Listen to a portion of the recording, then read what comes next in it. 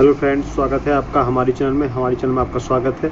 तो यहाँ पर आप पढ़ रहे हैं जीके का आप नॉलेज ले रहे हैं। यहाँ पर तो जीके का अध्ययन कर रहे हैं। यहाँ पर जीके के मोस्ट इम्पोर्टेंट आपको जनरल नॉलेज के मोस्ट इम्पोर्टेंट आपको यहाँ क्वेश्चन पढ़ाए जाएंगे, जो आपके railway group D and NTPC and आपका जो एग्ज़ाम आने वाले एग्ज़ाम हैं, जैसे यूटीपीएससी का एग्ज़ाम आने वाला है, आपका लेखपाल का या आपका कोई भी एग्ज़ाम जो अभी आएगा, ठीक है। तो उससे रिलेटेड आप कोई भी एग्ज़ाम देखें तो आपको जीएस ज़रूर मिलेगा, जीके ज़रूर मिलेगा।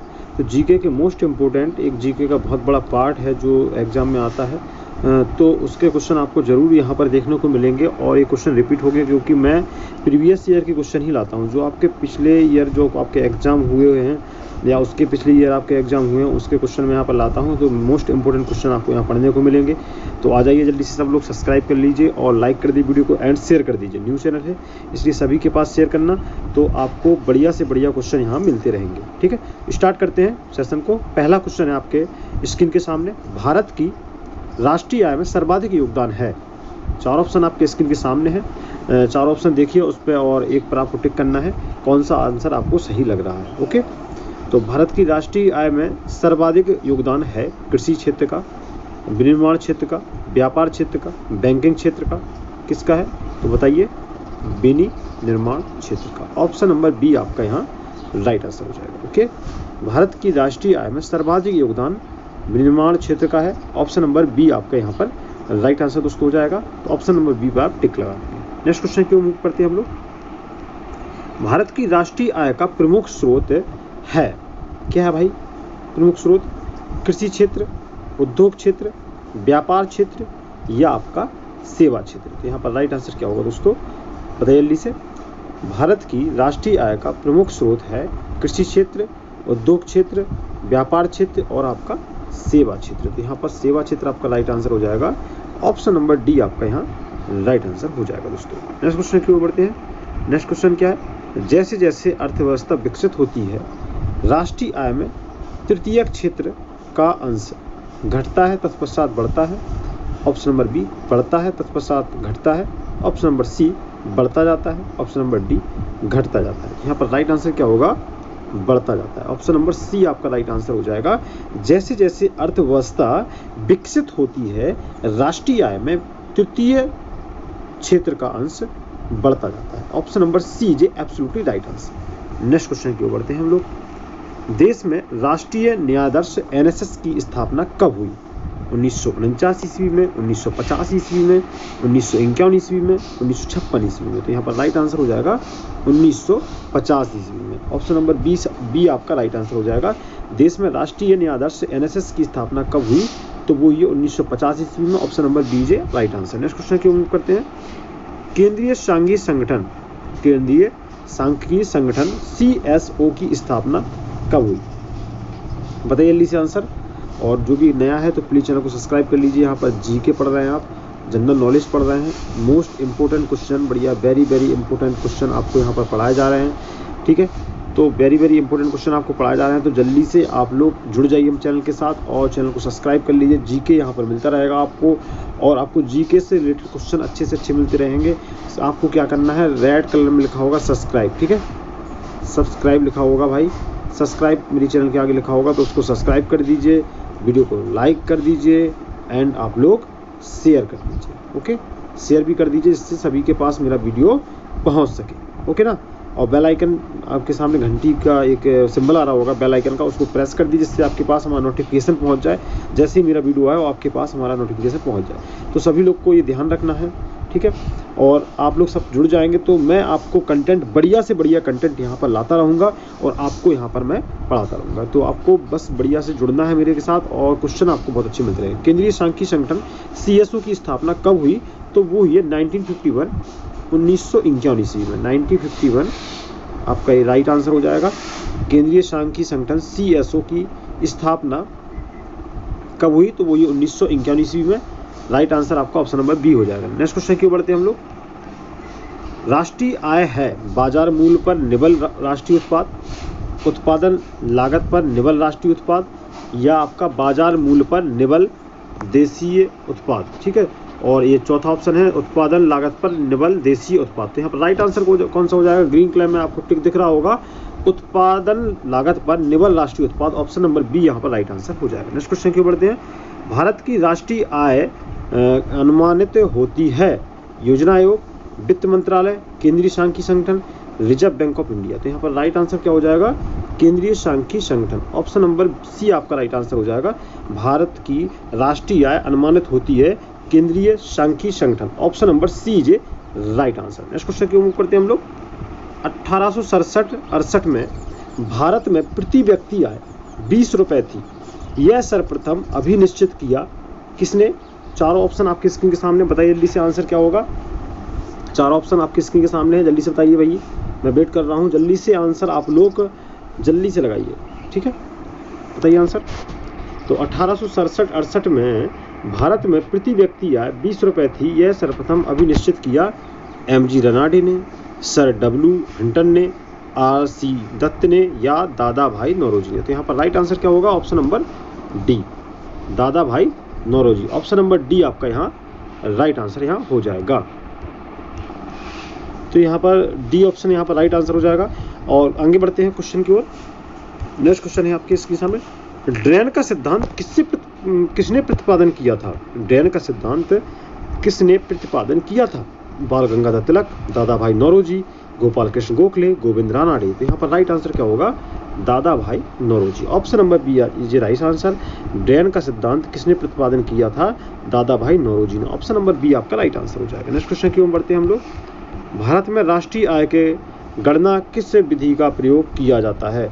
उत्पत्ति गणना विधि, आय विधि, उपयुक्त दोनों, इनमें से कोई नहीं। तो ऑप्शन नंबर सी यहाँ पर राइट आंसर हो जाएगा, उपयुक्त दोनों।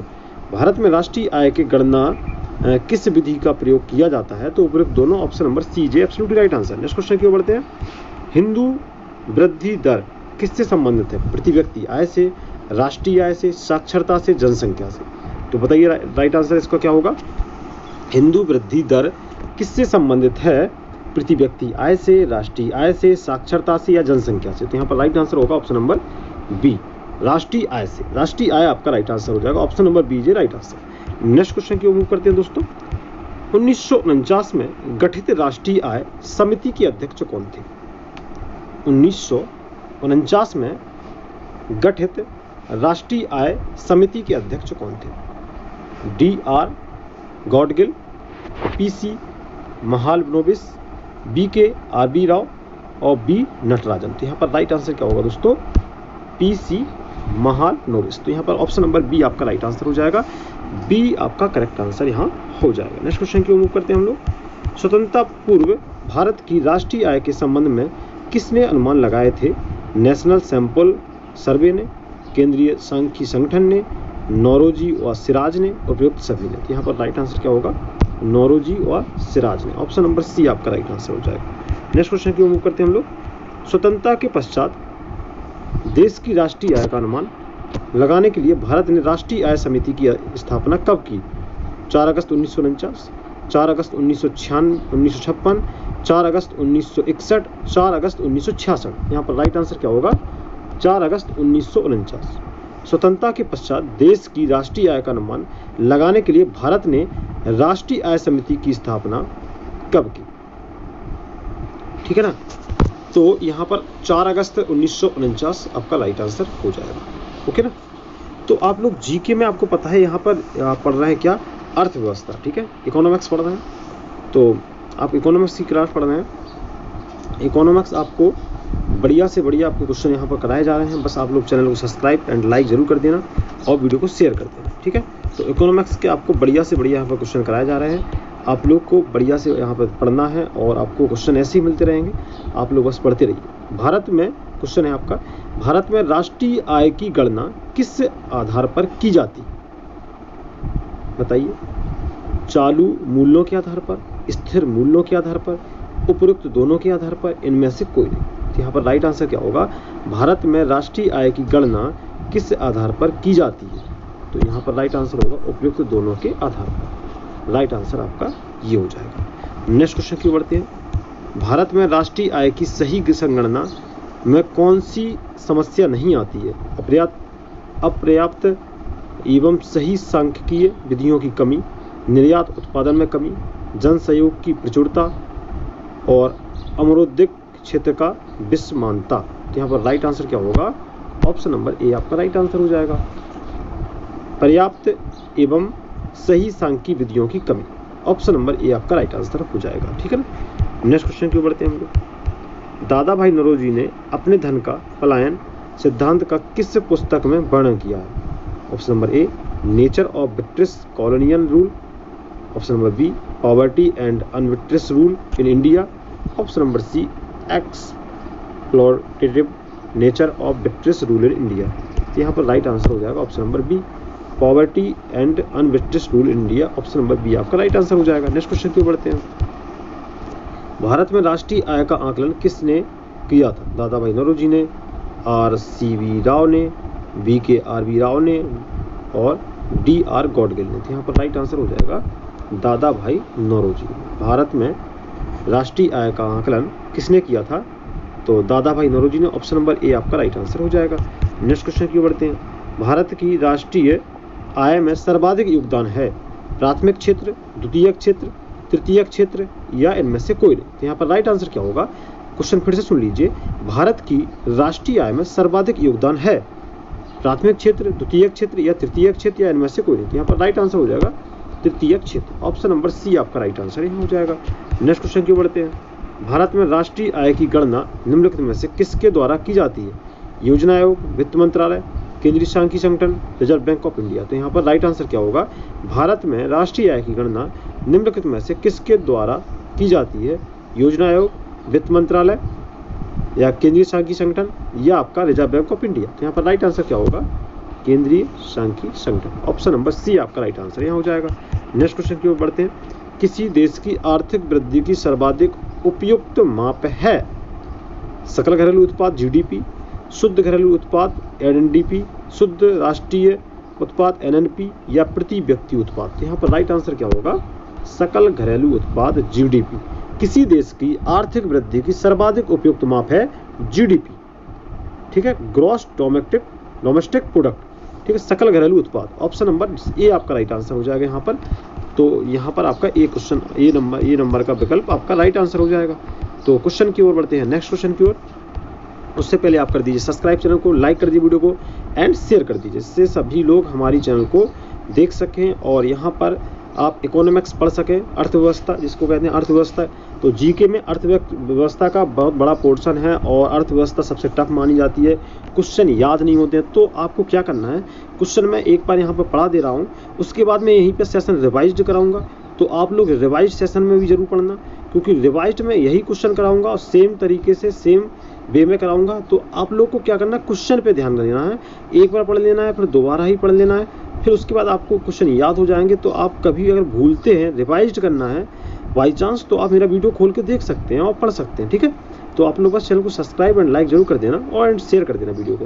तो क्वेश्चन नंबर 22, राष्ट्रीय आय का परिकलन निम्नलिखित में से किस एक को छोड़कर अन्य सभी तरीकों से किया जा सकता है? क्वेश्चन फिर से सुन लीजिए। राष्ट्रीय आय का परिकलन निम्नलिखित में से किस एक को छोड़कर अन्य सभी तरीकों से किया जा सकता है? जल्दी से बताइए। सभी प्रकार की बचत का योग, सभी प्रकार के निर्गतों का योग, सभी व्ययों का योग, सभी प्रकार की आय का योग। तो यहाँ पर राइट आंसर क्या होगा? ऑप्शन नंबर ए, सभी प्रकार की बचत का योग, ऑप्शन नंबर ए आपका राइट आंसर हो जाएगा। नेक्स्ट क्वेश्चन की ओर बढ़ते हैं।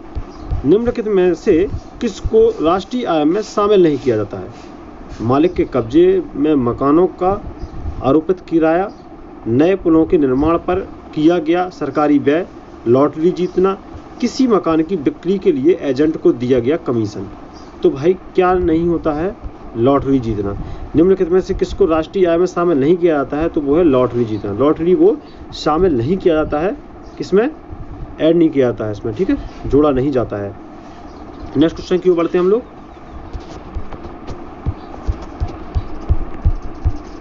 प्रति व्यक्ति आय निकालने के लिए राष्ट्रीय आय को भाग दिया जाता है देश की कुल जनसंख्या से, कुल कार्यशील जनसंख्या से, देश के क्षेत्रफल से और प्रयुक्त पूंजी के परिमाण से। तो यहाँ पर राइट आंसर क्या होगा? देश की कुल जनसंख्या से। ओके, प्रति व्यक्ति आय निकालने के लिए राष्ट्रीय आय को भाग दिया जाता है देश की कुल जनसंख्या से। ऑप्शन नंबर ए आपका राइट आंसर हो जाएगा। नेक्स्ट क्वेश्चन की बढ़ते हैं। अमीरों की तुलना में गरीब बचत करते हैं अपनी आय के अपेक्षाकृत बड़े हिस्से की, अपनी आय के बराबर हिस्से की, अपनी आय के अपेक्षाकृत छोटे हिस्से की, या अपनी पूरी आय की। तो यहाँ पर राइट आंसर क्या होगा? अपनी आय के अपेक्षाकृत छोटे हिस्से की। ऑप्शन नंबर सी आपका राइट आंसर हो जाएगा। नेक्स्ट क्वेश्चन की बढ़ते हैं। मूल्य ह्रास किसके बराबर होता है? सकल राष्ट्रीय उत्पाद, निवल राष्ट्रीय उत्पाद, या निवल राष्ट्रीय उत्पाद सकल राष्ट्रीय उत्पाद, या सकल राष्ट्रीय उत्पाद व्यक्तित्व आपका आय, या व्यक्तित्व आय, या व्यक्तित्व कर। तो यहाँ पर राइट आंसर क्या होगा? सकल राष्ट्रीय उत्पाद, निवल राष्ट्रीय उत्पाद आपका राइट आंसर हो जाएगा। ऑप्शन नंबर ए पे ग्रीन कलर है, आपको दिख रहा होगा। मैं हाईलाइट भी किया हूँ आंसर को, जिससे आपको सही तरीके से दिख सके, आंसर पे आप फोकस कर सकें। ठीक है, तो मूल्य ह्रास किसके बराबर होता है? सकल घरेलू उत्पाद और निवल राष्ट्रीय उत्पाद। ऑप्शन नंबर ए आपका राइट आंसर हो जाएगा। नेक्स्ट क्वेश्चन की बढ़ते हैं। नेक्स्ट क्वेश्चन आपके स्क्रीन के सामने है। निम्नलिखित में से कौन सी राष्ट्रीय आय के मापन की विधि नहीं है? मूल्य वर्धित विधि, आय विधि, निवेश विधि, या आपका व्यय विधि। तो यहाँ पर राइट आंसर क्या होगा? ऑप्शन नंबर सी, निवेश विधि। ऑप्शन नंबर सी आपका राइट आंसर हो जाएगा। निम्नलिखित में से कौन सी राष्ट्रीय आय के मापन की विधि नहीं है? तो वो है निवेश विधि। ऑप्शन नंबर सी आपका राइट आंसर हो जाएगा। नेक्स्ट क्वेश्चन की ओर बढ़ते हैं। निम्नलिखित में से कौन सी पद्धति राष्ट्रीय आय आकलन की पद्धति नहीं है? व्यय पद्धति, उत्पाद पद्धति, मैट्रिक्स पद्धति, आय पद्धति। तो यहाँ पर राइट आंसर क्या होगा? ऑप्शन नंबर सी आपका राइट आंसर हो जाएगा, मैट्रिक्स पद्धति। निम्नलिखित में से कौन सी पद्धति राष्ट्रीय आय आकलन की पद्धति नहीं है? तो वो है मैट्रिक्स पद्धति। ऑप्शन नंबर सी आपका राइट आंसर हो जाएगा दोस्तों। नेक्स्ट क्वेश्चन की ओर बढ़ते हैं। राष्ट्रीय आय निकालने के लिए एनएनपी में किसे घटाया जाता है? अप्रत्यक्ष कर को, पूंजी उपभोग छूट, इमदाद सब्सिडी, या आपका ब्याज। तो यहाँ पर राइट आंसर क्या होगा? अप्रत्यक्ष कर। अप्रत्यक्ष कर है आपका राइट आंसर। राष्ट्रीय आय निकालने के लिए एनएनपी में किसे घटाया जाता है? तो वो अप्रत्यक्ष कर। ऑप्शन नंबर ए आपका राइट आंसर हो जाएगा। नेक्स्ट क्वेश्चन की ओर बढ़ते हैं। जीएनपी से एनएनपी निकालने के लिए निम्न में से किसको घटाया जाता है? ह्रास, ब्याज, कर, इमदाद। तो यहाँ पर राइट आंसर क्या होगा? ऑप्शन नंबर ए, ह्रास को घटाया जाता है। जीएनपी से एनएनपी निकालने के लिए निम्न में से किसको घटाया जाता है? तो वो ह्रास। ऑप्शन नंबर ए आपका राइट आंसर हो जाएगा। नेक्स्ट क्वेश्चन की ओर बढ़ते हैं। तो यहाँ पर आपने 30 क्वेश्चन अभी कंप्लीट कर लिए हैं, तो हम लोग कंटिन्यू आपको पढ़ा रहे हैं, आप बने रहिए चैनल के साथ। तो यहाँ पर क्वेश्चन आपको फिर से आपको देखने को मिल रहे हैं। तो आपने अभी 30 क्वेश्चन पढ़ चुके थे और ये फिर से नए क्वेश्चन हैं और आपको बढ़िया से बढ़िया क्वेश्चन मिल रहे हैं। तो आप चैनल को क्या करना है? आपको सब्सक्राइब करना है। ओके, सब्सक्राइब करना है। दिख रहा होगा आपको सब्सक्राइब, लिख दिया मैंने ऐसे ही टूटे फूटे में। तो आप लोग देख लीजिए सब्सक्राइब, और लाइक करना है आपको वीडियो को। ओके, एंड आपको शेयर करना है, ठीक है ना? शेयर भी करना है, जिससे सभी लोग हमारा वीडियो देख सकें और सभी लोग पढ़ सकें। ओके, तो स्टार्ट करते हैं सेशन को। सकल राष्ट्रीय उत्पाद, मूल्य ह्रास, प्रति व्यक्ति आय, निवल राष्ट्रीय उत्पाद, व्यक्तित्व आय, या सकल घरेलू उत्पाद। तो यहाँ पर राइट आंसर क्या होगा? ऑप्शन नंबर बी, निवल राष्ट्रीय उत्पाद आपका हो जाएगा। ऑप्शन नंबर बी आपका राइट आंसर हो जाएगा। सकल राष्ट्रीय उत्पाद मूल्य माइनस मूल्य ह्रास बराबर क्या होता है? निवल राष्ट्रीय उत्पाद। ऑप्शन नंबर बी आपका यहाँ पर एब्सोल्युटली राइट आंसर हो जाएगा। नेक्स्ट क्वेश्चन की ओर बढ़ते हैं हम लोग। किसी देश का निवल राष्ट्रीय उत्पाद एनएनपी होती है? तो ये ऑप्शन नंबर डी आपका सीधा टिक हो जाएगा। यहाँ पर डी है, सकल घरेलू उत्पाद में मूल्य ह्रास भत्ते द्वारा। ठीक है, नेक्स्ट क्वेश्चन की ओर बढ़ते हैं। आर्थिक विकास का सर्वोत्तम सूचकांक उपलब्ध कराया जाता है? तो यहाँ पर ऑप्शन नंबर ए आपका राइट आंसर है, वर्ष प्रति व्यक्ति वास्तविक आय में वृद्धि द्वारा। ओके, नेक्स्ट क्वेश्चन की ओर बढ़ते हैं हम लोग। अंतर्राष्ट्रीय समुद्र में भारतीय मछुआरों द्वारा पकड़ी गई मछलियों में से किसकी जीडीपी का हिस्सा है? बताइए जल्दी से। अंतर्राष्ट्रीय समुद्र में भारतीय मछुआरों द्वारा पकड़ी गई मछलियों में से किसकी जीडीपी का हिस्सा है? श्रीलंका, भारत तथा श्रीलंका, भारत, या भारत और इंडोनेशिया। तो यहाँ पर राइट आंसर क्या हो जाएगा? भारत। ऑप्शन नंबर सी आपका राइट आंसर हो जाएगा। अंतर्राष्ट्रीय समुद्र में भारतीय मछुआरों द्वारा पकड़ी गई मछलियों में से किसकी जीडीपी का हिस्सा है? तो वो है भारत। ऑप्शन नंबर सी आपका राइट आंसर हो जाएगा। नेक्स्ट क्वेश्चन की बढ़ते हैं। सकल घरेलू उत्पाद, इसका मुद्रा मूल्य है वस्तुओं और सेवाओं के स्टॉक का, एक वर्ष में उत्पादित सभी अंतिम वस्तुओं और सेवाओं का, केवल बाजारों के लिए उत्पादित वस्तुओं का, बाजार के लिए और अपने उपयोग के लिए उत्पादित वस्तुओं का। तो यहाँ पर राइट आंसर क्या हो जाएगा? एक वर्ष में उत्पादित सभी अंतिम वस्तुओं और सेवाओं का। सकल घरेलू उत्पाद इसका मुद्रा मूल्य है। नेक्स्ट क्वेश्चन की ओर बढ़ते हैं हम लोग। किसी राष्ट्र की राष्ट्रीय आय होती है सरकार का वार्षिक राजस्व, उत्पादन कार्यों का योगफल, सार्वजनिक क्षेत्र के उद्यमों का अधिशेष या निर्यात में से आयात घटाकर। तो यहाँ पर राइट आंसर क्या होगा? ऑप्शन नंबर बी, उत्पादन कार्यों का योगफल। ऑप्शन नंबर बी आपका राइट आंसर हो जाएगा। नेक्स्ट क्वेश्चन की ओर बढ़ते हैं। व्यय विधि के माध्यम से जीएनपी की गणना में क्या शामिल नहीं किया जाता है? सकल घरेलू निजी निवेश, निवल विदेशी निवेश, मूल्य ह्रास व्यय, निजी उपभोग व्यय। तो यहाँ पर राइट आंसर होगा मूल्य ह्रास व्यय। व्यय विधि के माध्यम से जीएनपी की गणना तो क्या शामिल नहीं किया जाता है? तो मूल्य ह्रास व्यय। ऑप्शन नंबर सी आपका राइट आंसर हो जाए। नेक्स्ट क्वेश्चन की ओर बढ़ते हैं। मुद्रा एवं मुद्रा स्वयं मुद्रा का निर्माण करती है, यह परिभाषा किसने प्रस्तुत की? मार्शल, क्राउथर, क्रोमर या हैंसन। तो यहाँ पर राइट आंसर हो जाएगा क्रोमर। ऑप्शन नंबर सी आपका राइट आंसर हो जाएगा। मुद्रा एवं मुद्रा स्वयं मुद्रा का निर्माण करती है, यह परिभाषा किसने प्रस्तुत की? तो क्रोमर ने। ऑप्शन नंबर सी आपका राइट आंसर यहाँ हो जाएगा। नेक्स्ट क्वेश्चन की ओर बढ़ते हैं हम लोग। ग्रेशम का नियम निम्नलिखित में से किससे संबंधित है? बताइए जल्दी से। ग्रेशम का नियम निम्नलिखित में से किससे संबंधित है?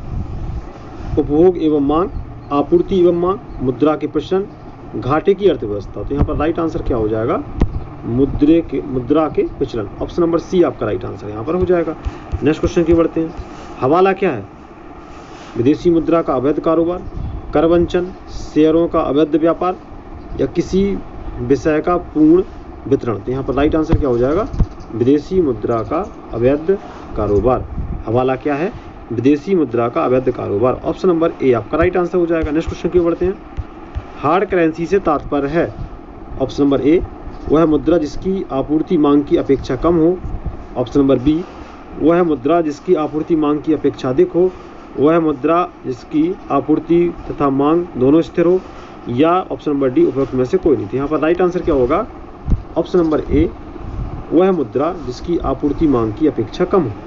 ऑप्शन नंबर ए आपका राइट आंसर हो जाएगा। नेक्स्ट क्वेश्चन की ओर बढ़ते हैं। सॉफ्ट करेंसी से तात्पर्य है? वह मुद्रा जिसकी आपूर्ति मांग की अपेक्षा कम हो। वह मुद्रा जिसकी आपूर्ति मांग की अपेक्षा अधिक हो। वह मुद्रा जिसकी आपूर्ति मांग दोनों स्थिर हो। उपयुक्त में से कोई नहीं। तो यहाँ पर राइट आंसर क्या होगा? वह मुद्रा जिसकी आपूर्ति मांग की अपेक्षा अधिक हो। ऑप्शन नंबर बी आपका राइट आंसर हो जाएगा। नेक्स्ट क्वेश्चन की ओर बढ़ते हैं। किन देशों की मुद्रा प्रायः हार्ड करेंसी होती है? विकासशील देशों की, विकसित देशों की, अर्धविकसित देशों की या अल्प विकसित देशों की। तो यहाँ पर राइट आंसर क्या होगा दोस्तों? विकसित देशों की। ओके ना, विकसित देशों की आपका राइट आंसर हो जाएगा। ऑप्शन नंबर बी आपका यहाँ पर राइट आंसर हो जाएगा। नेक्स्ट क्वेश्चन की ओर बढ़ते हैं। उससे पहले आपको क्या करना है मैं यहाँ पर लिख के बताता हूँ। आपको करना है सब्सक्राइब। आपके चैनल, मेरे चैनल के आगे सब्सक्राइब लिख के आ रहा होगा रेड कलर में। मैं यहाँ पर रेड कलर का बना दूँ क्या? रेड कलर का कर देता हूँ उसको, ठीक है। तो ऐसा रेड कलर का आपको लिख के आ रहा होगा सब्सक्राइब, ठीक है ना। तो उसको आपको ब्लैक कलर का कर देना। जब आप सब्सक्राइब कर देंगे तो वो ब्लैक कलर का हो जाएगा। ओके, सब्सक्राइब कर दीजिए और वीडियो को लाइक कर दीजिए एंड आप लोग शेयर भी कर दीजिए, ठीक है ना। तो वीडियो को शेयर भी कर दीजिए। आप लोग को बस इतना सा काम करना है, लाइक करना है, वीडियो को शेयर करना है एंड सब्सक्राइब करना और बेल आइकन में प्रेस करना है, जिससे आपके पास हमारा नोटिफिकेशन तुरंत ही पहुंच सके। तो बढ़ते हैं नेक्स्ट सेशन की ओर। भारत की विधिग्राह्य मुद्रा है यूरो, रुपया, डॉलर, पाउंड स्टर्लिंग। तो यहाँ पर राइट आंसर होगा रुपया। आपको सभी को पता है रुपया होती है। तो ऑप्शन नंबर बी यहाँ पर राइट आंसर हो जाएगा। नेक्स्ट क्वेश्चन की ओर बढ़ते हैं हम लोग। नेक्स्ट क्वेश्चन आपकी स्क्रीन के सामने है। सरकार द्वारा पुरानी मुद्रा को समाप्त कर नई मुद्रा चलाना कहलाता है? क्या कहलाता है भाई? अवमूल्यन, विमुद्रीकरण, मुद्रा संकुचन या मुद्रा स्फीति। तो यहाँ पर राइट आंसर बताना है आपको। सरकार द्वारा पुरानी मुद्रा को समाप्त कर नई मुद्रा चलाना कहलाता है अवमूल्यन, विमुद्रीकरण, मुद्रा संकुचन या आपका मुद्रा स्फीति। तो यहाँ पर राइट आंसर क्या होगा दोस्तों? विमुद्रीकरण आपका राइट आंसर हो जाएगा। सरकार द्वारा पुरानी मुद्रा को समाप्त कर नई मुद्रा चलाना कहलाता है विमुद्रीकरण। ऑप्शन नंबर बी आपका यहाँ पर राइट आंसर हो जाएगा। ओके, नेक्स्ट क्वेश्चन की ओर बढ़ते हैं। बाजार के नियम के प्रस्तुतकर्ता थे रिकार्डो, जेबी से, एसी पिगाओ या माल्थस। तो यहाँ पर राइट आंसर हो जाएगा JB से। ऑप्शन नंबर बी आपका राइट आंसर हो जाएगा। नेक्स्ट क्वेश्चन की बढ़ते हैं। वह अवस्था जिसमें मुद्रा का मूल्य गिर जाता है और कीमतें बढ़ जाती हैं कहलाती है, बताइए जल्दी से। मुद्रास्फीति कहलाती है, मुद्रा अपस्फीति कहलाती है, रिसेशन कहलाती है, या एमोर्टाइजेशन कहलाती है? तो बताइए आप लोग राइट आंसर। वह अवस्था जिसमें मुद्रा का मूल्य गिर जाता है और कीमतें बढ़ जाती हैं कहलाती है मुद्रास्फीति। ऑप्शन नंबर ए आपका यहाँ पर राइट आंसर दोस्तों हो जाएगा। ओके, नेक्स्ट क्वेश्चन की बढ़ते हैं। नेक्स्ट क्वेश्चन आपकी स्क्रीन के सामने है। मुद्रास्फीति से बाजार की वस्तुएं सस्ती हो जाती हैं, महंगी हो जाती हैं, बिल्कुल नहीं मिलती हैं, या प्रचुरता से मिलती हैं? यहाँ पर ऑप्शन नंबर बी हो जाएगा, महंगी हो जाती है। नेक्स्ट क्वेश्चन की बढ़ते हैं हम लोग। निम्नलिखित में से वह वर्ग कौन सा है जिसमें मुद्रास्फीति के कारण सबसे अधिक हानि होती है? जल्दी से बताइए। देनदार, लेनदार, व्यापार वर्ग, या वास्तविक परिसंपत्तियों की धारक? क्वेश्चन फिर से रिपीट करता हूं। निम्नलिखित में वह वर्ग कौन है जिसको मुद्रास्फीति के कारण सबसे अधिक हानि होती है? देनदार को होती है, तो देनदार पर टिक कर दीजिए। ऑप्शन नंबर ए आपका राइट आंसर हो जाएगा। नेक्स्ट क्वेश्चन की बढ़ते हैं हम लोग। मुद्रास्फीति से लाभान्वित होता है बचतकर्ता, ऋणदाता, ऋणी, या आपका पेंशन प्राप्त करता? तो यहाँ पर राइट आंसर क्या होगा? ऑप्शन नंबर सी, ऋणी। मुद्रास्फीति से लाभान्वित होता है ऋणी। ऑप्शन नंबर सी आपका राइट आंसर हो जाएगा। नेक्स्ट क्वेश्चन की ओर बढ़ते हैं। मुद्रास्फीति की उच्च दर और बेरोजगारी की उच्च दर की एक साथ उपस्थिति को कहते हैं गतिरोध, स्टैगफ्लेशन, चल स्फीति, या अवस्फीति? तो यहाँ पर राइट आंसर क्या होगा? स्टैगफ्लेशन। ओके, मुद्रास्फीति की उच्च दर और बेरोजगारी की उच्च दर की एक साथ उपस्थिति को कहते हैं स्टैगफ्लेशन। ऑप्शन नंबर बी आपका राइट आंसर हो जाएगा। नेक्स्ट क्वेश्चन की ओर बढ़ते हैं। मुद्रास्फीति को इनमें से किसके द्वारा रोका जा सकता है? बचत का बजट, प्रत्यक्ष कराधान में वृद्धि, सरकारी व्यय में कटौती, इनमें से सभी? तो इनमें से सभी आपका राइट आंसर हो जाएगा। ऑल द अबव आपका करेक्ट आंसर हो जाएगा। क्वेश्चन था मुद्रास्फीति को इनमें से किसके द्वारा रोका जा सकता है?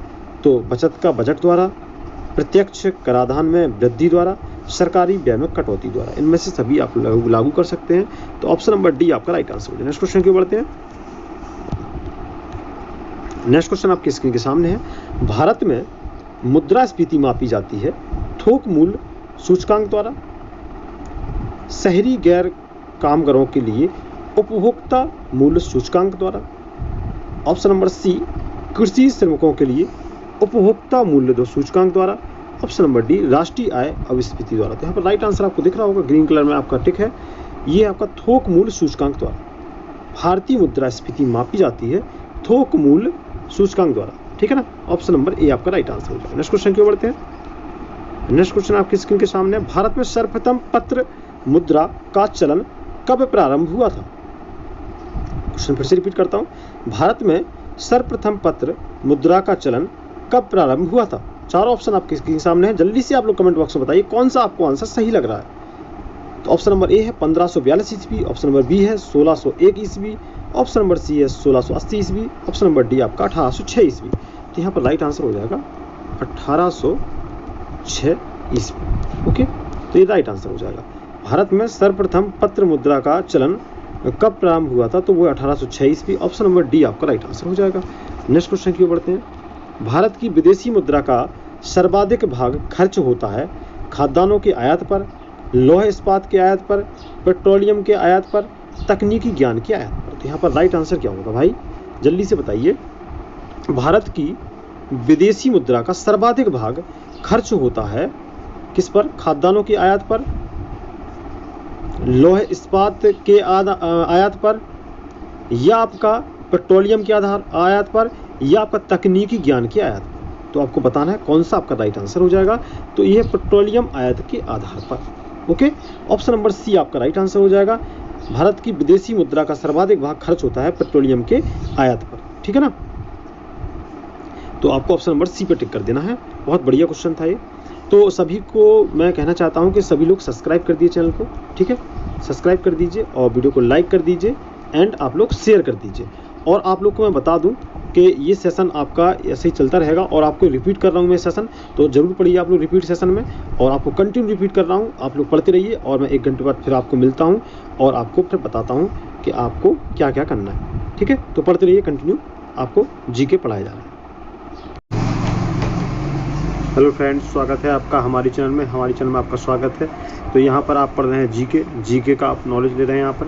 तो जीके का अध्ययन कर रहे हैं यहाँ पर। जीके के मोस्ट इंपॉर्टेंट आपको जनरल नॉलेज के मोस्ट इंपॉर्टेंट आपको यहाँ क्वेश्चन पढ़ाए जाएंगे, जो आपके railway group D and NTPC and आपका जो एग्ज़ाम आने वाले एग्ज़ाम हैं, जैसे यूटीपीएससी का एग्ज़ाम आने वाला है आपका लेखपाल का, या आपका कोई भी एग्ज़ाम जो अभी आएगा, ठीक है, तो उससे रिलेटेड आप कोई भी एग्ज़ाम देखें तो आपको जीएस ज़रूर मिलेगा, जीके ज़रूर मिलेगा।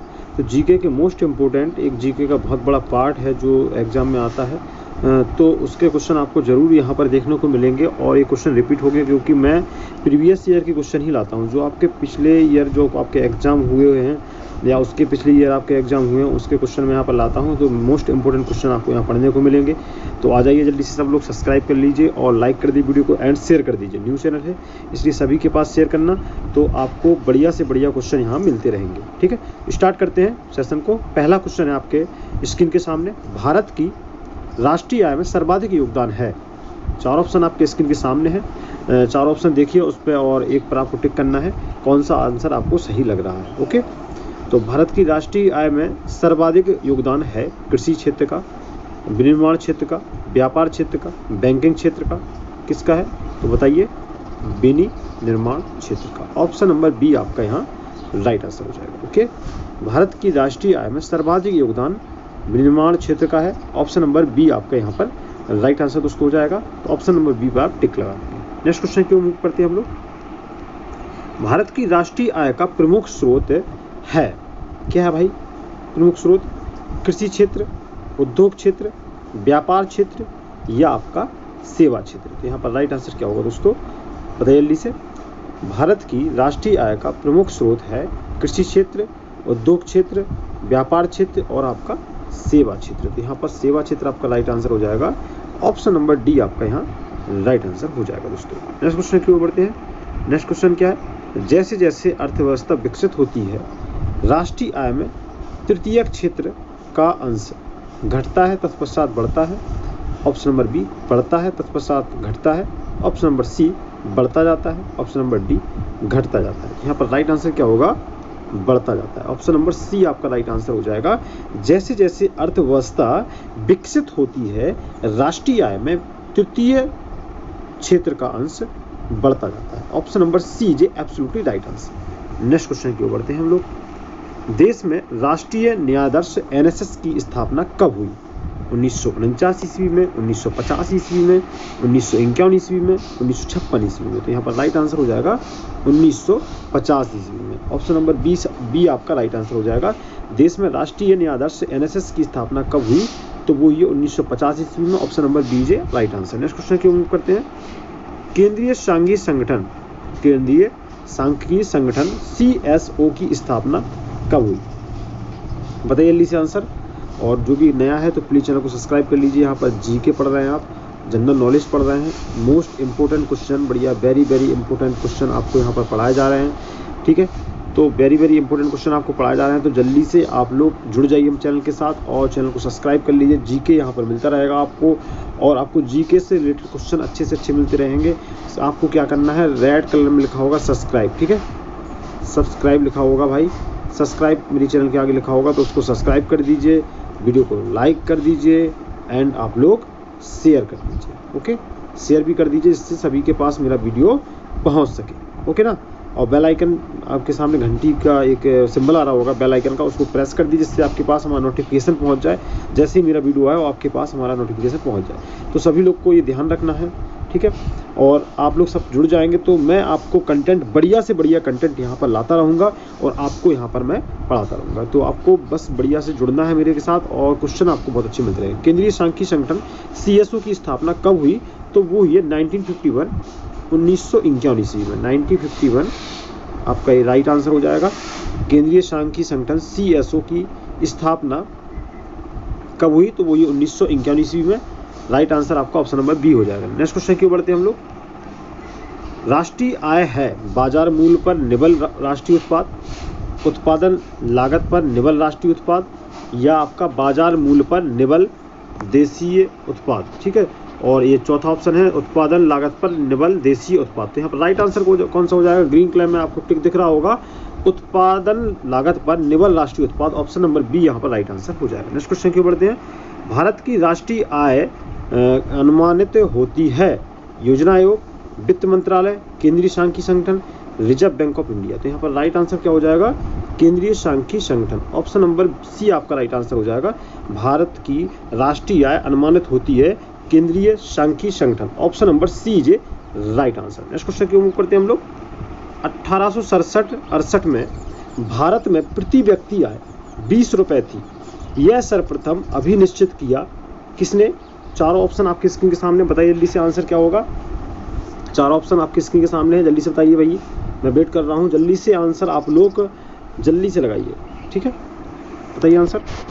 तो 1867-68 में भारत में प्रति व्यक्ति आय 20 रुपए थी, यह सर्वप्रथम अभी निश्चित किया एम.जी. रनाडे ने, सर डब्ल्यू हंटन ने, आर.सी. दत्त ने, या दादा भाई नौरोजी ने। तो यहाँ पर राइट आंसर क्या होगा? ऑप्शन नंबर डी, दादा भाई नौरोजी, ऑप्शन नंबर डी आपका यहाँ राइट आंसर यहाँ हो जाएगा। तो यहाँ पर डी ऑप्शन यहाँ पर राइट आंसर हो जाएगा। और आगे बढ़ते हैं क्वेश्चन की ओर। नेक्स्ट क्वेश्चन है आपके इसके सामने, ड्रेन का सिद्धांत किसने प्रतिपादन किया था? ड्रेन का सिद्धांत किसने प्रतिपादन किया था? बाल गंगाधर तिलक, दादा भाई नौरोजी, गोपाल कृष्ण गोखले, गोविंद रानडे। तो यहाँ पर राइट आंसर क्या होगा? Dadabhai Naoroji, option number B is right answer. Drain का सिद्धांत किसने प्रतिपादन किया था? दादा भाई नौरोजी ने, ऑप्शन नंबर बी आपका राइट आंसर हो जाएगा। नेक्स्ट क्वेश्चन की ओर बढ़ते हैं हम लोग। भारत में राष्ट्रीय आय के गणना किस विधि का प्रयोग किया जाता है? उत्पत्ति गणना विधि, आय विधि, उपयुक्त दोनों, इनमें से कोई नहीं। तो ऑप्शन नंबर सी यहाँ पर राइट आंसर हो जाएगा, उपयुक्त दोनों। भारत में राष्ट्रीय आय की गणना किस विधि का प्रयोग किया जाता है? तो उपयुक्त दोनों, ऑप्शन नंबर सी जे absolutely right answer. Next question की ओर बढ़ते हैं। हिंदू वृद्धि दर किससे संबंधित है? प्रति व्यक्ति आय से, राष्ट्रीय आय से, साक्षरता से, जनसंख्या से। तो बताइए राइट आंसर इसका क्या होगा? हिंदू वृद्धि दर किससे संबंधित है? प्रति व्यक्ति आय से, राष्ट्रीय आय से, साक्षरता से, या जनसंख्या से। तो यहाँ पर राइट आंसर होगा ऑप्शन नंबर बी, राष्ट्रीय आय से। राष्ट्रीय आय आपका राइट आंसर हो जाएगा, option number B is right answer. Next question की ओर मूव करते हैं दोस्तों। 1949 में गठित राष्ट्रीय आय समिति के अध्यक्ष कौन थे? 1949 में गठित राष्ट्रीय आय समिति के अध्यक्ष कौन थे? D R Gadgil, PC Mahalanobis, B K R B Rao, और बी नटराजन। तो यहाँ पर राइट आंसर क्या होगा दोस्तों? पीसी महालनोबिस। तो यहाँ पर ऑप्शन नंबर बी आपका राइट आंसर हो जाएगा, बी आपका करेक्ट आंसर यहाँ हो जाएगा। नेक्स्ट क्वेश्चन की ओर मूव करते हैं हम लोग। स्वतंत्रता पूर्व भारत की राष्ट्रीय आय के संबंध में किसने अनुमान लगाए थे? नेशनल सैंपल सर्वे ने, केंद्रीय सांख्यिकी संगठन ने, नौरोजी और सिराज ने, उपयुक्त सभी ने। तो यहाँ पर राइट आंसर क्या होगा? नौरोजी और सिराज ने, ऑप्शन नंबर सी आपका राइट आंसर हो जाएगा। नेक्स्ट क्वेश्चन की ओर मूव करते हैं हम लोग। स्वतंत्रता के पश्चात देश की राष्ट्रीय आय का अनुमान लगाने के लिए भारत ने राष्ट्रीय आय समिति की स्थापना कब की? 4 अगस्त 1949, 4 अगस्त 1956, 4 अगस्त 1961, 4 अगस्त 1966। यहाँ पर राइट आंसर क्या होगा? 4 अगस्त 1949। स्वतंत्रता के पश्चात देश की राष्ट्रीय आय का अनुमान लगाने के लिए भारत ने राष्ट्रीय आय समिति की स्थापना कब की? ठीक है ना, तो यहाँ पर 4 अगस्त 1949 आपका राइट आंसर हो जाएगा। ओके ना, तो आप लोग जीके में आपको पता है यहाँ पर पढ़ रहे हैं क्या? अर्थव्यवस्था। ठीक है, इकोनॉमिक्स पढ़ रहे हैं, तो आप इकोनॉमिक्स की क्लास पढ़ रहे हैं। इकोनॉमिक्स आपको बढ़िया से बढ़िया आपके क्वेश्चन यहाँ पर कराए जा रहे हैं। बस आप लोग चैनल को सब्सक्राइब एंड लाइक जरूर कर देना और वीडियो को शेयर कर देना। ठीक है, तो इकोनॉमिक्स के आपको बढ़िया से बढ़िया यहाँ पर क्वेश्चन कराए जा रहे हैं। आप लोग को बढ़िया से यहाँ पर पढ़ना है और आपको क्वेश्चन ऐसे ही मिलते रहेंगे, आप लोग बस पढ़ते रहिए। भारत में क्वेश्चन है आपका, भारत में राष्ट्रीय आय की गणना किस आधार पर की जाती? बताइए। चालू मूल्यों के आधार पर, स्थिर मूल्यों के आधार पर, उपयुक्त दोनों के आधार पर, इनमें से कोई नहीं। तो यहाँ पर राइट आंसर क्या होगा? भारत में राष्ट्रीय आय की गणना किस आधार पर की जाती है? तो यहाँ पर राइट आंसर होगा उपयुक्त दोनों के आधार पर। राइट आंसर आपका ये हो जाएगा। नेक्स्ट क्वेश्चन की ओर बढ़ते हैं। भारत में राष्ट्रीय आय की सही संगणना में कौन सी समस्या नहीं आती है?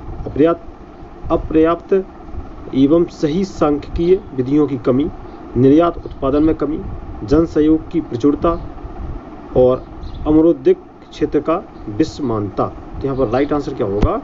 ऑप्शन नंबर ए आपका राइट आंसर हो जाएगा। पर्याप्त एवं सही सांख्यिकीय विधियों की कमी, ऑप्शन नंबर ए आपका राइट आंसर हो जाएगा। ठीक है ना।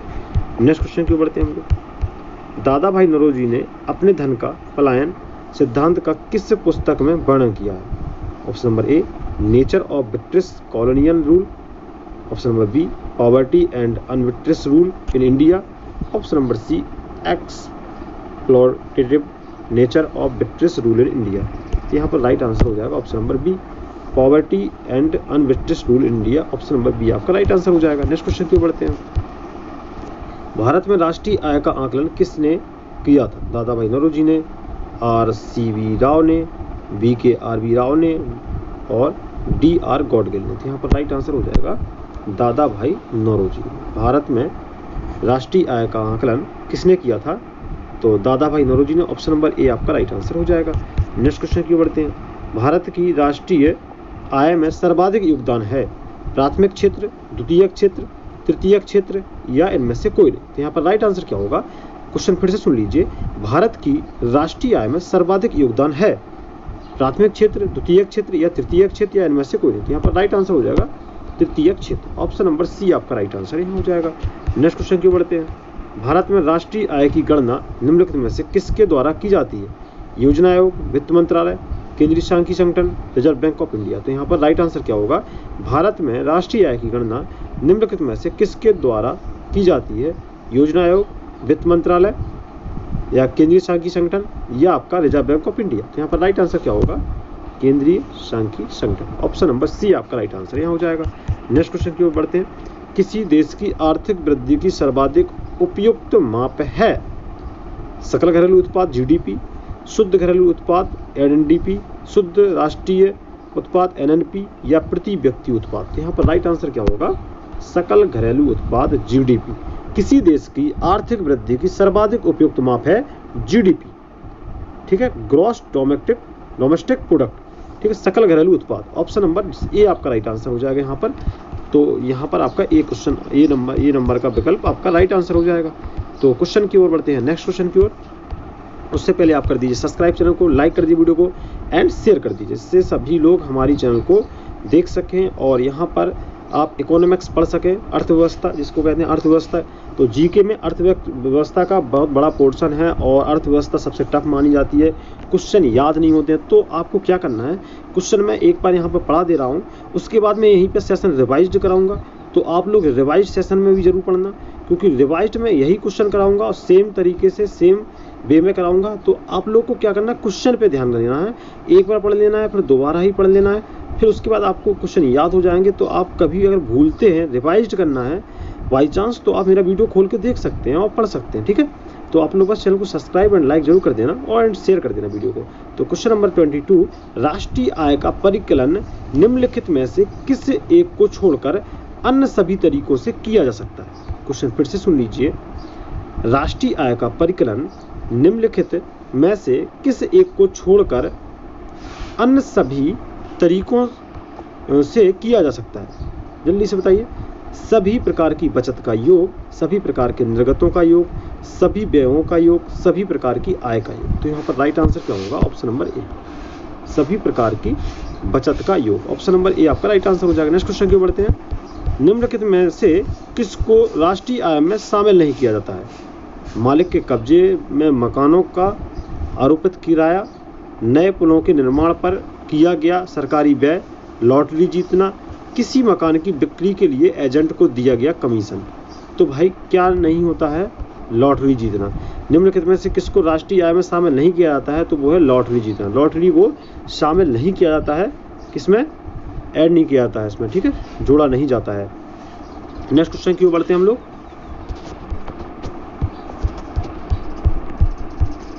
प्रति व्यक्ति आय निकालने के लिए राष्ट्रीय आय को भाग दिया जाता है देश की कुल जनसंख्या से, कुल कार्यशील जनसंख्या से देश के क्षेत्रफल से और प्रयुक्त पूंजी के परिमाण से। तो यहाँ पर राइट आंसर क्या होगा, देश की कुल जनसंख्या से।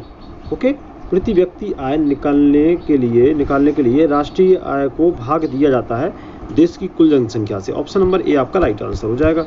नेक्स्ट क्वेश्चन की बढ़ते हैं।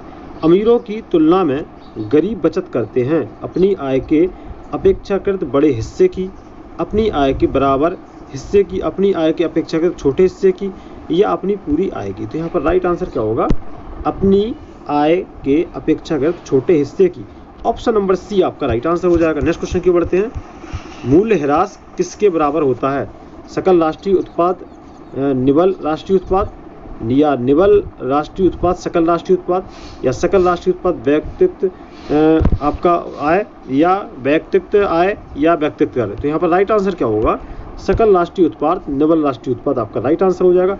ऑप्शन नंबर ए पे ग्रीन कलर है, आपको दिख रहा होगा। मैं हाईलाइट भी किया हूँ आंसर को, जिससे आपको सही तरीके से दिख सके, आंसर पे आप फोकस कर सकें। ठीक है, तो मूल्यह्रास किसके बराबर होता है, सकल घरेलू उत्पाद और निवल राष्ट्रीय उत्पाद। ऑप्शन नंबर ए आपका राइट आंसर हो जाएगा। नेक्स्ट क्वेश्चन की बढ़ते हैं। नेक्स्ट क्वेश्चन आपके स्क्रीन के सामने है। निम्नलिखित में से कौन सी राष्ट्रीय आय के मापन की विधि नहीं है, मूल्यवर्धित विधि, आय विधि, निवेश विधि, या आपका व्यय विधि। तो यहाँ पर राइट आंसर क्या होगा, ऑप्शन नंबर सी निवेश विधि। ऑप्शन नंबर सी आपका राइट आंसर हो जाएगा। निम्नलिखित में से कौन सी राष्ट्रीय आय के मापन की विधि नहीं है, तो वो है निवेश विधि। ऑप्शन नंबर सी आपका राइट आंसर हो जाएगा। नेक्स्ट क्वेश्चन की ओर बढ़ते हैं। निम्नलिखित में से कौन सी पद्धति राष्ट्रीय आय आकलन की पद्धति नहीं है, व्यय पद्धति, उत्पाद पद्धति, मैट्रिक्स पद्धति, आय पद्धति। तो यहाँ पर राइट आंसर क्या होगा, ऑप्शन नंबर सी आपका राइट आंसर हो जाएगा, मैट्रिक्स पद्धति। निम्नलिखित में से कौन सी पद्धति राष्ट्रीय आय आकलन की पद्धति नहीं है, तो वो है मैट्रिक्स पद्धति। ऑप्शन नंबर सी आपका राइट आंसर हो जाएगा। दोस्तों नेक्स्ट क्वेश्चन की ओर बढ़ते हैं। राष्ट्रीय आय निकालने के लिए एनएनपी में किसे घटाया जाता है, अप्रत्यक्ष कर को, पूंजी उपभोग छूट, इमदाद सब्सिडी, या आपका ब्याज। तो यहाँ पर राइट आंसर क्या होगा, अप्रत्यक्ष कर। अप्रत्यक्ष कर है आपका राइट आंसर। राष्ट्रीय आय निकालने के लिए एनएनपी में किसे घटाया जाता है, तो वो अप्रत्यक्ष कर। ऑप्शन नंबर ए आपका राइट आंसर हो जाएगा। नेक्स्ट क्वेश्चन की ओर बढ़ते हैं। जीएनपी से एनएनपी निकालने के लिए निम्न में से किसको घटाया जाता है, ह्रास, ब्याज, कर, इमदाद। तो यहाँ पर राइट आंसर क्या होगा, ऑप्शन नंबर ए ह्रास को घटाया जाता है। जीएनपी से एनएनपी निकालने के लिए निम्न में से किसको घटाया जाता है, तो वो ह्रास। ऑप्शन नंबर ए आपका राइट आंसर हो जाएगा। नेक्स्ट क्वेश्चन की ओर बढ़ते हैं। तो यहाँ पर आपने 30 क्वेश्चन अभी कंप्लीट कर लिए हैं, तो हम लोग कंटिन्यू आपको पढ़ा रहे हैं, आप बने रहिए चैनल के साथ। तो यहाँ पर क्वेश्चन आपको फिर से आपको देखने को मिल रहे हैं। तो आपने अभी 30 क्वेश्चन पढ़ चुके थे और ये फिर से नए क्वेश्चन हैं और आपको बढ़िया से बढ़िया क्वेश्चन मिल रहे हैं। तो आप चैनल को क्या करना है, आपको सब्सक्राइब करना है। ओके, सब्सक्राइब करना है, दिख रहा होगा आपको सब्सक्राइब, लिख दिया मैंने ऐसे टूटे फूटे में। तो आप लोग देख लीजिए सब्सक्राइब, और लाइक करना है आपको वीडियो को। ओके, एंड आपको शेयर करना है, ठीक है ना, शेयर भी करना है, जिससे सभी लोग हमारा वीडियो देख सकें और सभी लोग पढ़ सकें। ओके, तो स्टार्ट करते हैं सेशन को। सकल राष्ट्रीय उत्पाद मूल्यह्रास, प्रति व्यक्ति आय, निवल राष्ट्रीय उत्पाद, व्यक्तित्व आय, या सकल घरेलू उत्पाद। तो यहाँ पर राइट आंसर क्या होगा, ऑप्शन नंबर बी निवल राष्ट्रीय उत्पाद आपका हो जाएगा। ऑप्शन नंबर बी आपका राइट आंसर हो जाएगा। सकल राष्ट्रीय उत्पाद मूल्य माइनस मूल्यह्रास बराबर क्या होता है, निवल राष्ट्रीय उत्पाद। ऑप्शन नंबर बी आपका यहाँ पर एब्सोल्युटली राइट आंसर हो जाएगा। नेक्स्ट क्वेश्चन की ओर बढ़ते हैं हम लोग। किसी देश का निवल राष्ट्रीय उत्पाद एनएनपी होती है, तो ये ऑप्शन नंबर डी आपका सीधा टिक हो जाएगा। यहाँ पर डी है, सकल घरेलू उत्पाद में मूल्यह्रास भत्ते द्वारा। ठीक है, नेक्स्ट क्वेश्चन की ओर बढ़ते हैं। आर्थिक विकास का सर्वोत्तम सूचकांक उपलब्ध कराया जाता है, तो यहाँ पर ऑप्शन नंबर ए आपका राइट आंसर है, वर्ष प्रति व्यक्ति वास्तविक आय में वृद्धि द्वारा। ओके, नेक्स्ट क्वेश्चन की ओर बढ़ते हैं हम लोग। अंतर्राष्ट्रीय समुद्र में भारतीय मछुआरों द्वारा पकड़ी गई मछलियों में से किसकी जीडीपी का हिस्सा है, बताइए जल्दी से।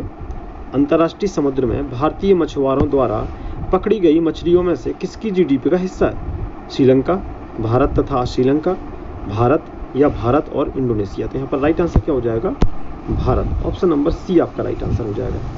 अंतर्राष्ट्रीय समुद्र में भारतीय मछुआरों द्वारा पकड़ी गई मछलियों में से किसकी जीडीपी का हिस्सा है, तो वो है भारत। ऑप्शन नंबर सी आपका राइट आंसर हो जाएगा।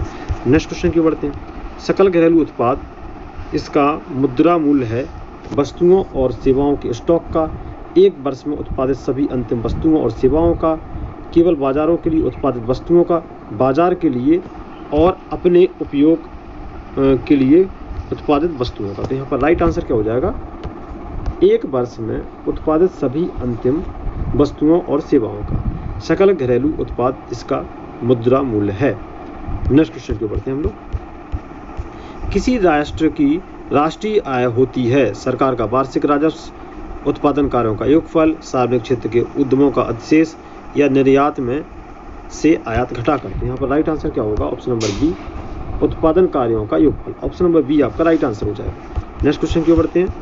व्यय विधि के माध्यम से जीएनपी की गणना में क्या शामिल नहीं किया जाता है, सकल घरेलू निजी निवेश, निवल विदेशी निवेश, मूल्य ह्रास व्यय, निजी उपभोग व्यय। तो यहाँ पर राइट आंसर होगा मूल्य ह्रास व्यय।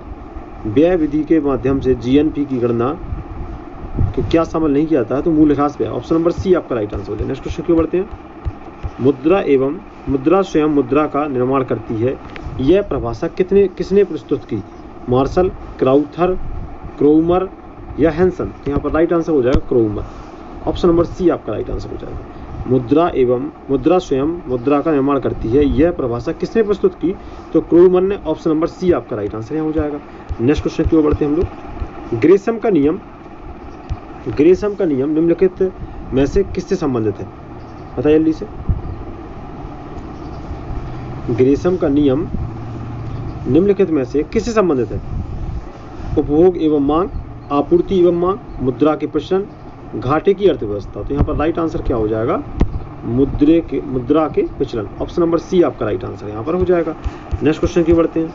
हवाला क्या है, विदेशी मुद्रा का अवैध कारोबार, करवंचन, शेयरों का अवैध व्यापार या किसी विषय का पूर्ण वितरण। तो यहाँ पर राइट आंसर क्या हो जाएगा, विदेशी मुद्रा का अवैध कारोबार। हवाला क्या है, विदेशी मुद्रा का अवैध कारोबार। ऑप्शन नंबर ए आपका राइट आंसर हो जाएगा। नेक्स्ट क्वेश्चन की ओर बढ़ते हैं। हार्ड करेंसी से तात्पर्य है, ऑप्शन नंबर ए, वह मुद्रा जिसकी आपूर्ति मांग की अपेक्षा कम हो। ऑप्शन नंबर बी, वह मुद्रा जिसकी आपूर्ति मांग की अपेक्षा अधिक हो। वह मुद्रा जिसकी आपूर्ति तथा मांग दोनों स्थिर हो। या ऑप्शन नंबर डी, उपरोक्त में से कोई नहीं। तो यहाँ पर राइट आंसर क्या होगा, ऑप्शन नंबर ए, वह मुद्रा जिसकी आपूर्ति मांग की अपेक्षा कम हो। ऑप्शन नंबर ए आपका राइट आंसर हो जाएगा। नेक्स्ट क्वेश्चन की ओर बढ़ते हैं। सॉफ्ट करेंसी से तात्पर्य है, वह मुद्रा जिसकी आपूर्ति मांग की अपेक्षा कम हो। वह मुद्रा जिसकी आपूर्ति मांग की अपेक्षा अधिक हो। वह मुद्रा जिसकी आपूर्ति मांग दोनों स्थिर हो। उपयुक्त में से कोई नहीं। तो यहाँ पर राइट आंसर क्या होगा, वह मुद्रा जिसकी आपूर्ति मांग की अपेक्षा अधिक हो। ऑप्शन नंबर बी आपका राइट आंसर हो जाएगा। नेक्स्ट क्वेश्चन की ओर बढ़ते हैं। किन देशों की मुद्रा प्रायः हार्ड करेंसी होती है, विकासशील देशों की, विकसित देशों की, अर्धविकसित देशों की या अल्प विकसित देशों की। तो यहाँ पर राइट आंसर क्या होगा दोस्तों, विकसित देशों की। ओके ना, विकसित देशों की आपका राइट आंसर हो जाएगा। ऑप्शन नंबर बी आपका यहाँ पर राइट आंसर हो जाएगा। नेक्स्ट क्वेश्चन की ओर बढ़ते हैं। उससे पहले आपको क्या करना है, मैं यहाँ पर लिख के बताता हूँ। आपको करना है सब्सक्राइब। आपके चैनल, मेरे चैनल के आगे सब्सक्राइब लिख के आ रहा होगा रेड कलर में।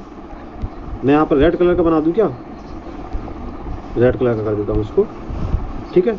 तो ऐसा रेड कलर का आपको लिख के आ रहा होगा सब्सक्राइब, ठीक है ना। तो उसको आपको ब्लैक कलर का कर देना। जब आप सब्सक्राइब कर देंगे तो वो ब्लैक कलर का हो जाएगा। ओके, सब्सक्राइब कर दीजिए और वीडियो को लाइक कर दीजिए एंड आप लोग शेयर भी कर दीजिए, ठीक है ना। तो वीडियो को शेयर भी कर दीजिए। आप लोग को बस इतना सा काम करना है, लाइक करना है, वीडियो को शेयर करना है एंड सब्सक्राइब करना और बेल आइकन में प्रेस करना है, जिससे आपके पास नोटिफिकेशन तुरंत ही पहुंच सके। तो बढ़ते हैं नेक्स्ट सेशन की ओर। भारत की विधिग्राह्य मुद्रा है यूरो, रुपया, डॉलर, पाउंड स्टर्लिंग। तो यहाँ पर राइट आंसर होगा रुपया। आपको सभी को पता है रुपया होती है। तो ऑप्शन नंबर बी यहाँ पर राइट आंसर हो जाएगा। नेक्स्ट क्वेश्चन की ओर बढ़ते हैं हम लोग। नेक्स्ट क्वेश्चन आपकी स्क्रीन के सामने है। सरकार द्वारा पुरानी मुद्रा को समाप्त कर नई मुद्रा चलाना कहलाता है, क्या कहलाता है भाई, अवमूल्यन, विमुद्रीकरण, मुद्रा संकुचन या मुद्रा स्फीति। तो यहाँ पर राइट आंसर बताना है आपको। सरकार द्वारा पुरानी मुद्रा को समाप्त कर नई मुद्रा चलाना कहलाता है अवमूल्यन, विमुद्रीकरण, मुद्रा संकुचन या आपका मुद्रा स्फीति। तो यहाँ पर राइट आंसर क्या होगा दोस्तों, विमुद्रीकरण आपका राइट आंसर हो जाएगा। सरकार द्वारा पुरानी मुद्रा को समाप्त कर नई मुद्रा चलाना कहलाता है विमुद्रीकरण। ऑप्शन नंबर बी आपका यहाँ पर राइट आंसर हो जाएगा। ओके। नेक्स्ट क्वेश्चन की ओर बढ़ते हैं। बाजार के नियम के प्रस्तुतकर्ता थे रिकार्डो, जेबी से, एसी पिगाओ या माल्थस। तो यहाँ पर राइट आंसर हो जाएगा जेबी से, ऑप्शन नंबर बी आपका राइट आंसर हो जाएगा। नेक्स्ट क्वेश्चन की ओर बढ़ते हैं। वह अवस्था जिसमें मुद्रा का मूल्य गिर जाता है और कीमतें बढ़ जाती हैं कहलाती है, बताइए जल्दी से। मुद्रास्फीति कहलाती है, मुद्रा अपस्फीति कहलाती है, रिसेशन कहलाती है या एमोर्टाइजेशन कहलाती है। तो बताइए आप लोग राइट आंसर। वह अवस्था जिसमें मुद्रा का मूल्य गिर जाता है और कीमतें बढ़ जाती हैं कहलाती है मुद्रास्फीति, ऑप्शन नंबर ए आपका यहाँ पर राइट आंसर दोस्तों हो जाएगा। ओके, नेक्स्ट क्वेश्चन की ओर बढ़ते हैं। नेक्स्ट क्वेश्चन आपकी स्क्रीन के सामने है। मुद्रास्फीति से बाजार की वस्तुएं सस्ती हो जाती हैं, महंगी हो जाती हैं, बिल्कुल नहीं मिलती हैं या प्रचुरता से मिलती हैं। तो यहाँ पर ऑप्शन नंबर बी हो जाएगा, महंगी हो जाती है। नेक्स्ट क्वेश्चन की ओर बढ़ते हैं हम लोग। निम्नलिखित में से वह वर्ग कौन सा है जिसमें मुद्रास्फीति के कारण सबसे अधिक हानि होती है, जल्दी से बताइए। देनदार, लेनदार, व्यापार वर्ग या वास्तविक परिसंपत्तियों की धारक। क्वेश्चन फिर से रिपीट करता हूँ। निम्नलिखित में वह वर्ग कौन है जिसको मुद्रास्फीति के कारण सबसे अधिक हानि होती है। देनदार को होती है तो देनदार पर टिक कर दीजिए, ऑप्शन नंबर ए आपका राइट आंसर है। नेक्स्ट क्वेश्चन की ओर बढ़ते हैं हम लोग। मुद्रास्फीति से लाभान्वित होता है बचतकर्ता, ऋणदाता, ऋणी या आपका पेंशन प्राप्त करता। तो यहाँ पर राइट आंसर क्या होगा, ऑप्शन नंबर सी ऋणी। मुद्रास्फीति से लाभान्वित होता है ऋणी, ऑप्शन नंबर सी आपका राइट आंसर होगा। नेक्स्ट क्वेश्चन की ओर बढ़ते हैं। मुद्रास्फीति की उच्च दर और बेरोजगारी की उच्च दर की एक साथ उपस्थिति को कहते हैं गतिरोध, स्टैगफ्लेशन, चल स्फीति या अवस्फीति। तो यहाँ पर राइट आंसर क्या होगा, स्टैगफ्लेशन। ओके, मुद्रास्फीति की उच्च दर और बेरोजगारी की उच्च दर की एक साथ उपस्थिति को कहते हैं स्टैगफ्लेशन, ऑप्शन नंबर बी आपका राइट आंसर हो जाएगा। नेक्स्ट क्वेश्चन की ओर बढ़ते हैं। मुद्रास्फीति को इनमें से किसके द्वारा रोका जा सकता है। बचत का बजट, प्रत्यक्ष कराधान में वृद्धि, सरकारी व्यय में कटौती, इनमें से सभी। तो इनमें से सभी आपका राइट आंसर हो जाएगा, ऑल द अबव आपका करेक्ट आंसर हो जाएगा। क्वेश्चन था मुद्रास्फीति को इनमें से किसके द्वारा रोका जा सकता है, तो बचत का बजट द्वारा, प्रत्यक्ष कराधान में वृद्धि द्वारा, सरकारी व्यय में कटौती द्वारा। इनमें से सभी आप लागू कर सकते हैं, तो ऑप्शन नंबर डी आपका राइट आंसर हो जाएगा। नेक्स्ट क्वेश्चन की ओर बढ़ते हैं। नेक्स्ट क्वेश्चन आपकी स्क्रीन के सामने है। भारत में मुद्रास्फीति मापी जाती है थोक मूल्य सूचकांक द्वारा, शहरी गैर कामगारों के लिए उपभोक्ता मूल्य सूचकांक द्वारा, ऑप्शन नंबर सी कृषि श्रमिकों के लिए उपभोक्ता मूल्य सूचकांक द्वारा, ऑप्शन नंबर डी राष्ट्रीय आय अभिस्फीति द्वारा। तो यहाँ पर राइट आंसर आपको दिख रहा होगा, ग्रीन कलर में आपका टिक है, ये आपका थोक मूल्य सूचकांक द्वारा। भारतीय मुद्रास्फीति मापी जाती है थोक मूल्य सूचकांक द्वारा, ठीक है ना, ऑप्शन नंबर ए आपका राइट आंसर हो जाएगा। नेक्स्ट क्वेश्चन की ओर बढ़ते हैं। नेक्स्ट क्वेश्चन आपकी स्क्रीन के सामने। भारत में सर्वप्रथम पत्र मुद्रा का चलन कब प्रारंभ हुआ था। क्वेश्चन फिर से रिपीट करता हूं। भारत में सर्वप्रथम पत्र मुद्रा का चलन कब प्रारंभ हुआ था। चार ऑप्शन आपके स्क्रीन के सामने है, जल्दी से आप लोग कमेंट बॉक्स में बताइए कौन सा आपको आंसर सही लग रहा है। तो ऑप्शन नंबर ए है 1542 ईस्वी, ऑप्शन नंबर बी है 1601 ईस्वी, ऑप्शन नंबर सी है 1680 ईस्वी, ऑप्शन नंबर डी आपका 1806 ईस्वी। तो यहाँ पर राइट आंसर हो जाएगा 1806 ईस्वी। ओके, तो ये राइट आंसर हो जाएगा। भारत में सर्वप्रथम पत्र मुद्रा का चलन कब प्रारंभ हुआ था, तो वो 1806 ईस्वी, ऑप्शन नंबर डी आपका राइट आंसर हो जाएगा। नेक्स्ट क्वेश्चन की ओर बढ़ते हैं। भारत की विदेशी मुद्रा का सर्वाधिक भाग खर्च होता है खाद्यान्नों के आयात पर, लौह इस्पात के आयात पर, पेट्रोलियम के आयात पर, तकनीकी ज्ञान के आयात पर। तो यहाँ पर राइट आंसर क्या होगा भाई, जल्दी से बताइए। भारत की विदेशी मुद्रा का सर्वाधिक भाग खर्च होता है किस पर, खाद्यान्नों के आयात पर, लौह इस्पात के आयात पर, या आपका पेट्रोलियम के आयात पर, या आपका तकनीकी ज्ञान के आयात पर। तो आपको बताना है कौन सा आपका राइट आंसर हो जाएगा। तो यह पेट्रोलियम आयात के आधार पर। ओके, ऑप्शन नंबर सी आपका राइट आंसर हो जाएगा। भारत की विदेशी मुद्रा का सर्वाधिक भाग खर्च होता है पेट्रोलियम के आयात पर, ठीक है ना। तो आपको ऑप्शन नंबर सी पे टिक कर देना है। बहुत बढ़िया क्वेश्चन था ये। तो सभी को मैं कहना चाहता हूं कि सभी लोग सब्सक्राइब कर दिए चैनल को, ठीक है, सब्सक्राइब कर दीजिए और वीडियो को लाइक कर दीजिए एंड आप लोग शेयर कर दीजिए। और आप लोग को मैं बता दूं कि ये सेशन आपका ऐसे ही चलता रहेगा और आपको रिपीट कर रहा हूँ मैं सेशन, तो ज़रूर पढ़िए आप लोग रिपीट सेशन में, और आपको कंटिन्यू रिपीट कर रहा हूँ, आप लोग पढ़ते रहिए और मैं 1 घंटे बाद फिर आपको मिलता हूँ और आपको फिर बताता हूँ कि आपको क्या क्या करना है। ठीक है, तो पढ़ते रहिए कंटिन्यू, आपको जीके पढ़ाया जा रहा है। तो हेलो फ्रेंड्स, आपने पूरे 1 घंटे की आपने क्लास कर ली है, तो आपको मैं बता दूं कि आप लोग को सब्सक्राइब करना है, चैनल को सब्सक्राइब कर देना, आप लोग सब्सक्राइब करना मत भूलिएगा, ठीक है, और लाइक करना मत भूलिएगा, और आप लोग शेयर करना मत भूलिएगा। ठीक है, like and share and subscribe, आपको तीनों चीज़ करना है। बस हमारे साथ आप पढ़ते रहिए और बढ़िया से बढ़िया आपको क्वेश्चन मिलते रहेंगे। और आपको ऐसे ही क्वेश्चन आपको अगर चाहिए तो आप लोग कमेंट बॉक्स में ज़रूर बताइए कि आपको कैसे क्वेश्चन चाहिए और आपको कैसे हमारे क्वेश्चन लगे। और वीडियो को लाइक करना मत भूलना, बेल आइकन पर प्रेस करना मत भूलना और शेयर करना मत भूलना वीडियो को। ठीक है, तो मिलते हैं नेक्स्ट सेशन में और आपको ऐसे ही धमाकेदार क्वेश्चन आपको लाते रहेंगे। और आपका अगर अच्छा प्रेफरेंस रहा और आपको चाहिए कि मेरा वीडियो आपको चाहिए है और आपको मेरा वीडियो अच्छा लग रहा है, तो आप लोग कमेंट बॉक्स में मुझे बताएं, तो मैं आपको जल्दी से जल्दी वीडियो प्रोवाइड करूँगा। बहुत मेहनत लगती है बनाने में, बस आपके लिए बनाता हूँ। तो आप लोग बस लाइक कर दीजिए वीडियो को एंड शेयर कर दीजिए। ठीक है, thank you very much, thank you very much.